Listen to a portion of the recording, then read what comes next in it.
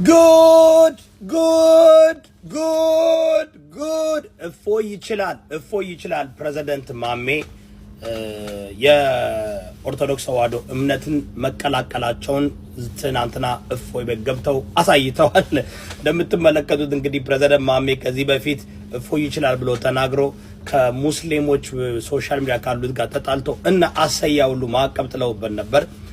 ፕሬዝዳንት ማሜ ለአንዴና ለመጨረሻ ወደ ክርስትና እምነት መምጣታቸውን ጊዜያዊ ምናልባት ከሆነ የመጀመሪያቸው ጊዜ አይደለም። ፕሬዝዳንት ማሜ ኢየሱስ ክርስቶስ ብቻ ነው አዳኝ፣ እኔ የምመካው በኢየሱስ ክርስቶስ ብቻ ነው እያሉ ብዙ ጊዜ በጌማቸው መሃል ይናገራሉ። እና አቶ ፕሬዝዳንት ማሜ እንኳን ወደ ክርስትና እምነት በሰላም መጡ። ምናልባት ከአሁን በኋላ ከሌላ እምነት እንዳይቀላቀሉ እርሶ ቃል መግባት አለበት። ምክንያቱም እኔ 3 ጊዜ እዚህ ቤት ሻሃዳ እንዲይዙ አድርጌያለሁ። እየከፈሩ አቶ ፕሬዝዳንት ማሜ እየከፈሩ በጌምም በጨዋታም በምናም መልክ እያደረጉ እየከፈሩ 3 ጊዜ እኔ ቤት ኡስታዞች በመሉበትና እነ መንሱር ጀማል ባሉበት ሻሃዳ ይዘዋል። አሁን ግን ለመጨረሻ ገብቶ